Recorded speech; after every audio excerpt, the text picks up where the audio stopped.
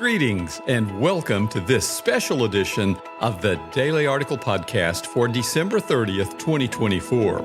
I'm Chris Elkins with the Denison Forum, narrating this special edition daily article written by Dr. Jim Denison and Dr. Ryan Denison.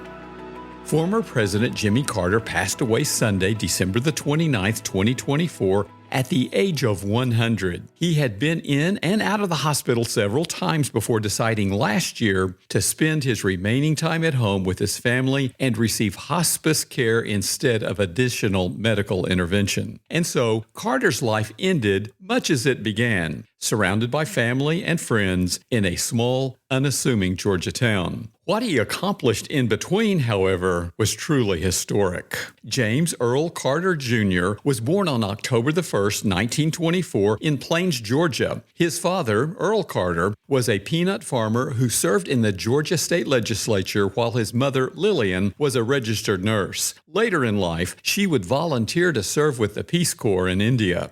Jimmy grew up in Plains before graduating from the U.S. Naval Academy with distinction in 1946. He married Rosalind Smith, whom he had known since childhood. Shortly after his graduation, he would go on to serve as a naval officer on submarines in both the Atlantic and Pacific fleets for the next 7 years, rising to the rank of lieutenant. During his time in the Navy, Carter was selected to train in the nuclear submarine program, taking graduate-level courses at Union College in reactor technology and nuclear physics. Upon completing his coursework, he became senior officer of the pre-commissioning crew of the USS Seawolf, America's second nuclear submarine. However, following his father's death in 1953, Carter left the Navy to return home and manage the family farm. He quickly became a pillar in the community before following in his father's footsteps by running for public office. He got his start as a state senator in 1962 and served in that role until losing his first gubernatorial campaign in 1966. In fact, that loss was instrumental in Carter's faith journey.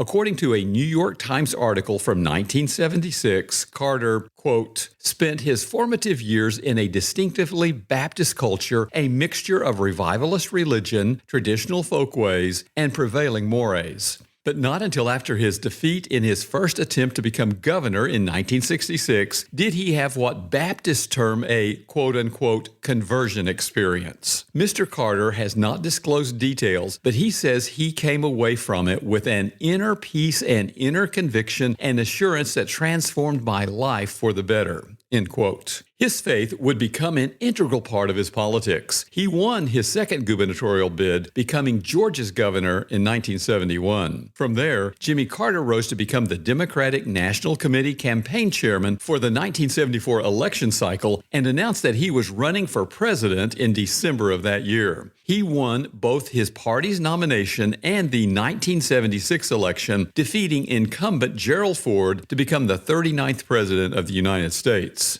Carter's time in the Oval Office was hindered by a litany of domestic and foreign issues, though the degree to which he is responsible for those issues remains a matter of debate. Most agree that his time as president was not overly successful. What victories he had often occurred on the international stage, where he presided over the Panama Canal Treaties, the Camp David Accords, the SALT II Nuclear Limitation Treaty, and the establishment of diplomatic relations with China. Closer to home, much of his time was spent battling inflation and championing legislation concerning the environment, such as the Alaska National Interest Lands Conservation Act. However, his successes were not enough to overcome gas shortages, inflation, an economic recession, and international issues. The Soviet invasion of Afghanistan ultimately suspended the implementation of the SALT II treaty. The hostage crisis in Iran, in which 52 Americans were taken from the U.S. Embassy in Tehran, dogged Carter's last 14 months as president. The hostages were not released until the day he left office in 1981. Ultimately, he lost his bid for re-election in 1980 to Ronald Reagan. After leaving the White House, the Carters returned to Plains and began preparing for a life of continued service outside of public office. In 1982, Jimmy Carter took a position as a distinguished professor at Emory University in Atlanta and started the Carter Center, which worked as a nonprofit and nonpartisan organization to address national and international issues of public policy. Through the center, Carter devoted the remainder of his life to philanthropic efforts such as supporting Habitat for Humanity. The Carters dedicated a week each year to building houses with the organization until 2020 and mediating conflicts around the globe. His work in places like North Korea, Bosnia, Sudan, and elsewhere earned him the Nobel Peace Prize in 2002, quote, for his decades of untiring effort to find peaceful solutions to international conflicts, to advance democracy and human rights, and to promote economic and social development, end quote. Carter's public record during this stage of his life was not entirely without controversy, however. For example, his stance on abortion put him at odds with both Republicans and Democrats. Carter defended the practice as established law, but argued that Jesus would not approve of it and installed an anti-abortion Catholic to serve as his Secretary of Health and Human Services. Some argue that his public opposition to the practice gave cover for Congress to pass the Hyde Amendment, which banned the use of federal funds to pay for abortions. Still, he opposed a constitutional amendment to overturn the Supreme Court's decision, which was and remains a step too far in support of abortion for many in the pro-life movement. His position on same-sex marriage proved to be an even greater point of divergence for many who shared his faith. He stated, I think Jesus would encourage any love affair if it was honest and sincere and was not damaging to anyone else, and I don't see that gay marriage damages anyone else, end quote. I also disagreed with some of his positions regarding Israel and the Palestinians, a subject I intend to discuss in December 31st's daily article. Even those who disagree with his understanding of these issues, however, would have difficulty arguing that Mr. Carter was not both a serious student of the Bible and a very public follower of Christ.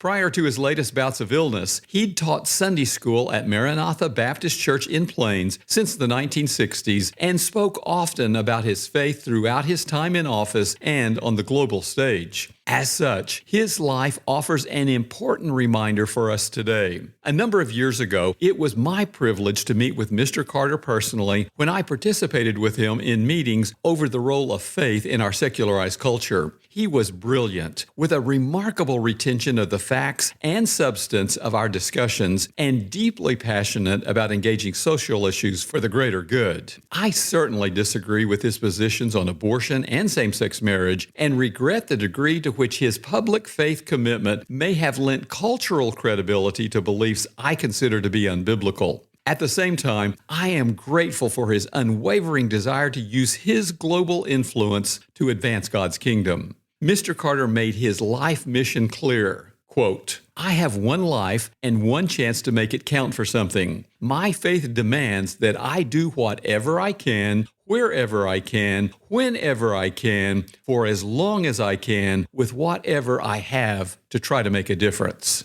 End quote. Whatever our public role in our secularized society, you and I are called in Matthew 5, verses 13 through 16, to be the salt and light, as was our 39th president. God has called you to both the place and the time where you are living today. Acts 1 verse 8 teaches that our mission field begins where we are today and extends around the world. In our discussions, Jimmy Carter was adamant that Christianity is a practical faith that requires our personal response to the issues and needs of our broken world. Only then can we sincerely pray from Matthew 6 verse 10, Your kingdom come, your will be done on earth as it is in heaven. How will you be the answer to this prayer today? Thank you for listening to today's Daily Article podcast. If you would also like to read the Daily Article with its citations and references linked to their sources, find links in the episode notes to read today's article and to subscribe to the Daily Article email newsletter.